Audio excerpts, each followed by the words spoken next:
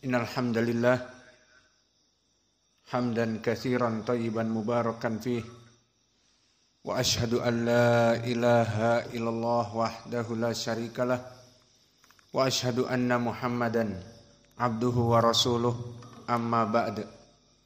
Alhamdulillah, pada kesempatan pagi ini ba'dal fajr di hari Rabu 15 dari bulan Februari 2024 bertepatan dengan 5 Sya'ban 1445 Hijriah. Kita lanjutkan kajian di Fakultas Ilmil Hadis dalam pembahasan kitab Dhawabitul Jarh wa Ta'dil, patokan-patokan dalam permasalahan al-jarh wa ta'dil. Maka di saat terjadi ta'arud bainal jarhi wa ta'dil, di saat para ulama terjadi perselisihan kepada seorang rawi, ada yang mentautsik dan ada yang mentad'if, maka perkara-perkara seperti ini telah ada dhawabit, patokan-patokannya. Maka di antaranya yang bisa kita ambil pada kesempatan hari ini masuk kepada poin yang keenam.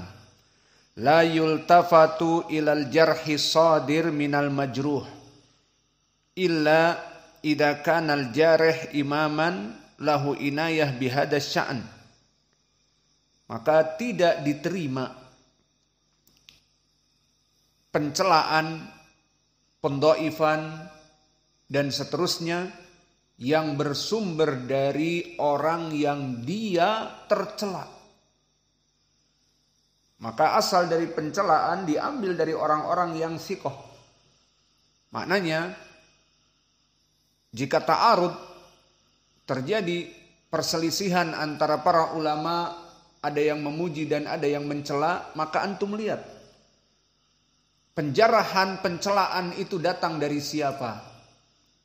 Jika pencelaan dan penjarahan datang dari rawi yang memang dia majruh, yang memang dia itu dhaif, maka kita tidak berpaling kepada ucapan seorang dhaif atau dhaif ataupun seorang yang buruk. Tidak kita ambil ucapannya di saat menjarah dan memburukkan orang yang lain. Maka penjarahan itu asalnya diambil dari para imam, para muhadditsin. Dan ini perkara yang masyhur di kalangan para ulama. Sehingga faidah dari kaidah ini, di saat terjadi ta'arud bainal jarhi wa ta'dil, kita melihat siapa yang menjarah rawi ini. Oh, ternyata rawi ini dijarah oleh orang yang majruh, oleh orang yang memang dia itu dijarah. Maka penjarahan orang yang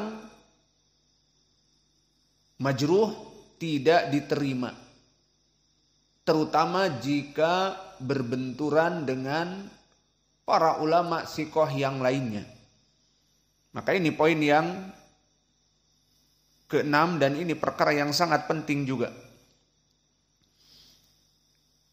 Maka disebutkan dari contoh faminal mardud limu'aradatihi bitautsik, maka dari contoh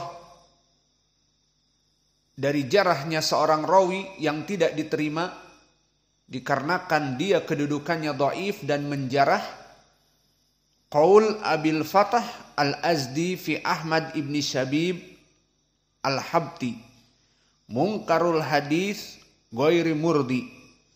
Ucapan Abul Fatah Al-Azdi pada rawi yang bernama Ahmad ibn Shabib Al-Habti, dikatakan oleh Al-Azdi ini bahwa Ahmad ibn Shabib Al-Habti mungkarul hadis ghairu murdi. Dia mungkarul hadis, dan makna mungkarul hadis dhaif yang keras, selalu berkesendirian hadisnya. Ghairu murdi, tidak diridhoi. Maka ini jarah dari Al-Azdi kepada rawi yang Ahmad ibn Shabib thiqah.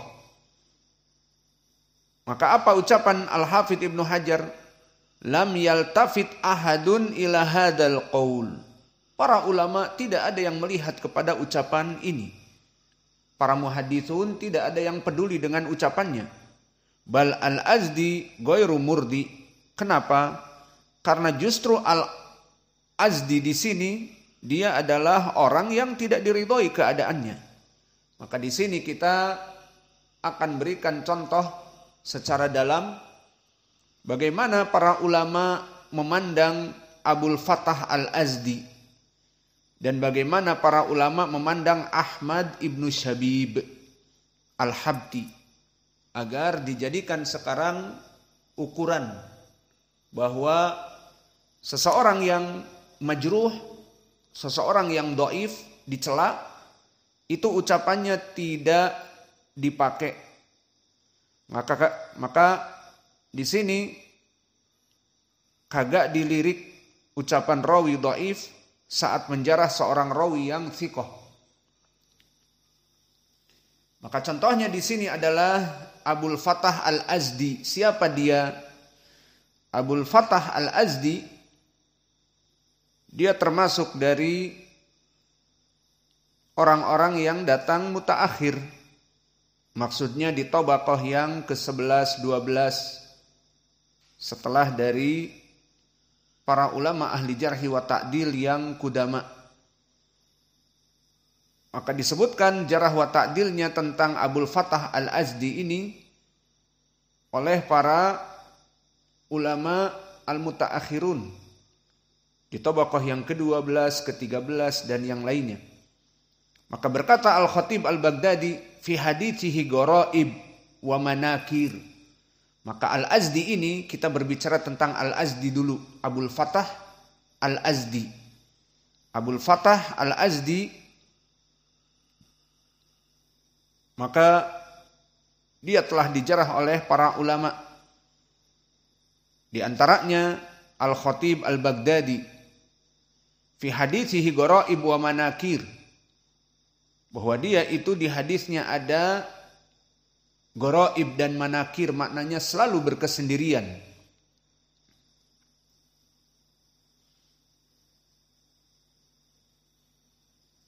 Dan berkata Muhammad ibnu Ishaq An-Nadim, ladaihi kitab fi fadail Ali wa fihi ahadits munkarah tatadamman tanqisu Aisyah. Maka dia mempunyai pemikiran dari Syiah, dia mempunyai kitab keutamaan Ali. Dan begitulah orang-orang Syiah hulu kepada Ali. Dan padanya hadis-hadis yang mungkar.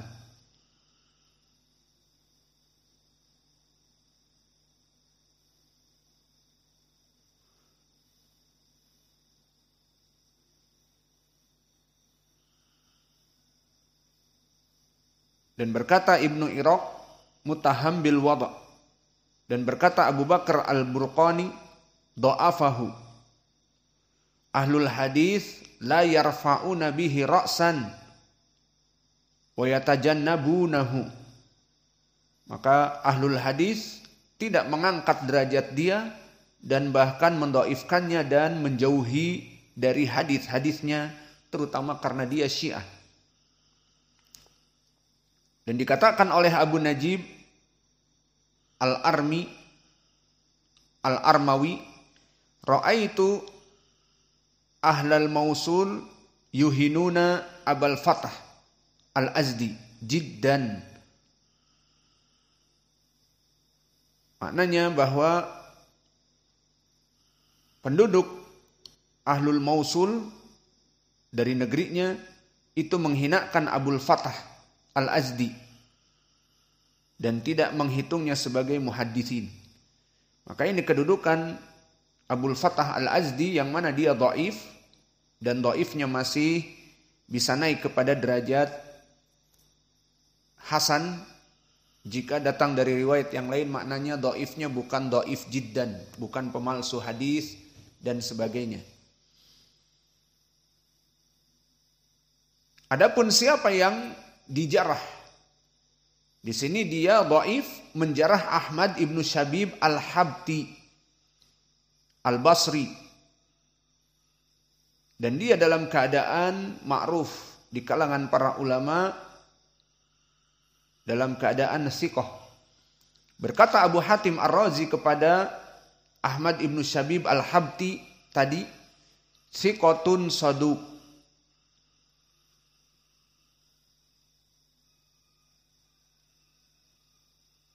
Dan berkata Muhammad ibnu Ali As-Suri Al-Imam Al-Basri, siqatun saduq. Maka orang ini telah disikohkan oleh dua ulama. Abu Hatim yang mutasyaddid mengatakan siqatun saduq. Dan begitupun Ibnu Adi yang mu'tadil mengatakan qabalahu ahlul Iraq. Ahlul Iraq menerimanya, wa wasaquhu, dan memberikan tausik, disikohkan. Maka di sini menunjukkan bahwa rawi ini Ahmad ibnu Syabib Al-Habti adalah seorang yang siqah, ma'ruf di kalangan para ulama. Maka dari kedudukan yang siqah ini, kemudian datanglah Al-Azdi dengan pendhaifan, di mana dia mengatakan Abul Fatah Al-Azdi mungkarul hadis ghairu murdi. Dia itu hadisnya selalu berkesendirian. Mungkarul hadis maknanya hadisnya dhaif jiddan, tidak diridhoi orang ini. Maka para ulama mentausik dia mendhaifkan berkesendirian dan dianya dhaif. Ini yang jadi masalah.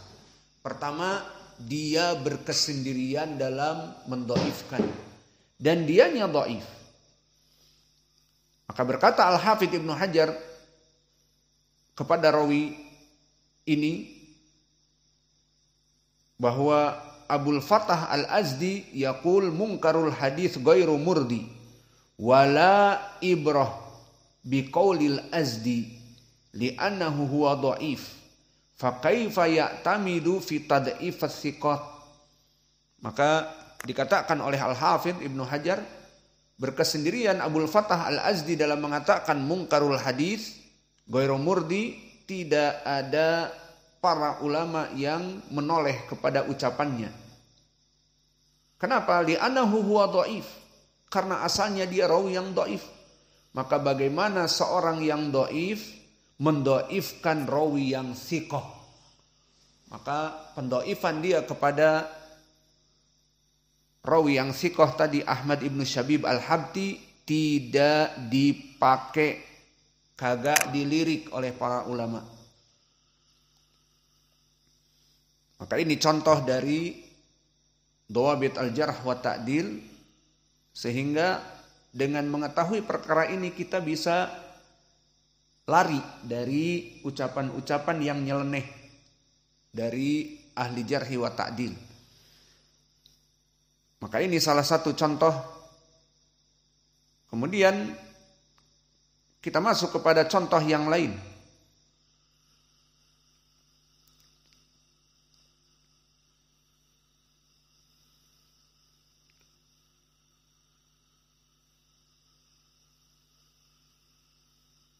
Maka di contoh yang lain kita masuk kepada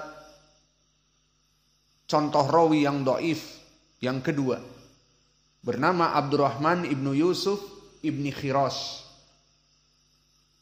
Dan dia berbicara buruk kepada Amr ibnu Salim Az-Zarqi.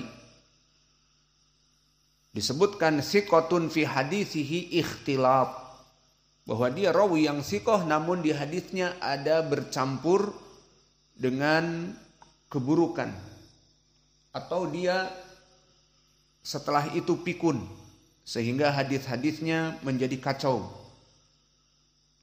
Berkata Al-Hafidz Ibnu Hajar, Ibnu Khiras madkur birrafd wal bid'ah fala yultafat alaih. Maka Ibnu Khiras di sini dalam keadaan dhaif dan masyhur sebagai seorang Rafidhi dan ahlul bid'ah, maka tidak menoleh kepada penjarahan dari ahlu bid'ah ini. Maka ini ucapan dari Al-Hafidz Ibnu Hajar kepada Ibni Khiras. Maka sekarang kita jelaskan kepada kalian siapa itu Ibnu Khiras yang menjarah dari rawi yang thiqah tadi. Maka Ibnu Khiras barakallahu fikum telah disebutkan oleh para ulama. Kita ambil ulama-ulama yang mu'tadil. Misalnya berkata Ibnu Adi, kana yatashayya ma ra'aitu ahfad min Ibni Khiras. Innama dzukira bi syai' min at-tasayyu fa amma fil hadits fa ini arju annahu la yata'ammadil kadhib. Maknanya berkata Ibnu Adi, dia dari segi kebid'ahannya orang Syiah. Namun dari segi hafalannya dhaif tetapi bukan pendusta. Maka beda pendusta dengan rawi yang dhaif. Maka dia hanya rawi yang dhaif namun dia Syiah. Dan berkata Abu Hatim Ar-Razi atau berkata Abu Zur'ah Ar-Razi, Rafidi. Maka dia itu seorang Rafidah. Kharaja mathalib asy-syaikhain. Dia mencela dari Abu Bakar dan Umar. Ini pendapat Abu Zur'ah. Dan berkata Abu Nu'aim Al-Asbahani, ma ra'aitu ahfad minhu la yudkar lahu syai' minasyuyuh wal abwab illa marra fihi. Wa qala Al-Khatib Al-Baghdadi kana ahadu ar-rahalin fil hadits wa huwa mimma